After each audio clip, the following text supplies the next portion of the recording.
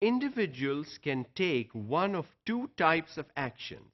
In society, the reason you behave in a particular way is because an external force makes you do it. For example, you don't cross a red signal, you stop at a red signal because the traffic rules or the presence of the police officer makes you do it. That's an external force. This is known as determinism. Your behavior is determined by an external force. Maybe not the best way to behave in a particular society, but it helps, and that is why societies have rules, regulations, laws that all individuals are expected to follow all the time. Otherwise, there are consequences.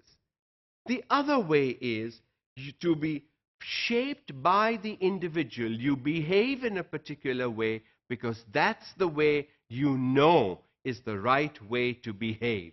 So that is known as voluntarism. You voluntarily behave in a particular manner, not because an external force is demanding that you behave in a particular way. Mostly, if you see in society, determinism takes the upper hand. Most individuals behave in society because they know that if they don't, the consequences will not be good. And no one likes consequences that are not good. Why pay a fine? Why go to court? Why report to the police station? Why go to the principal's office? Why have your parents called? Why get in trouble? And so, if you know the rules and regulations, you follow them. And that's true even in schools. Schools and even classrooms, individual classrooms, have rules and regulations that all students are expected to follow. So students generally behave because it is determined by an external force. You will have the students who will not behave, but they're not that many. That needs to change.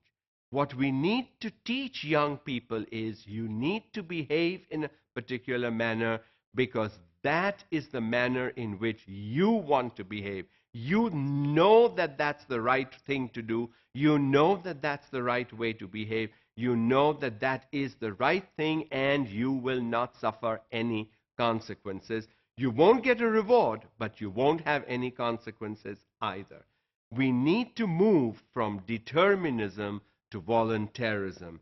And if teachers and schools and education can help young people, young boys and girls, understand and realize this, that will be good education given to the next generation. Sociological perspective recognizes free will, of course. People are free to choose how they behave, what they do, how they do, when they do, and so that freedom, and so we talk about not that many rules and let's reduce the rules. Why do we have laws? People should be free to act and behave in whatever way they want. But without any laws, without any consequences, people will get in trouble. And one thing that really perturbs and bothers me is smoking. You want to smoke. Why should you smoke in a room where I'm sitting and I don't like to smoke? Why should I inhale your passive smoke that will affect my health? Is that the right thing to do? Can't you go out and smoke?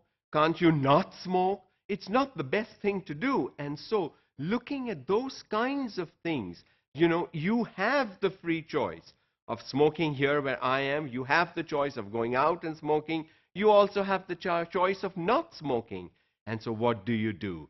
That, if we can teach young children, young people, that you have the free will, but keep the other individuals in mind as well.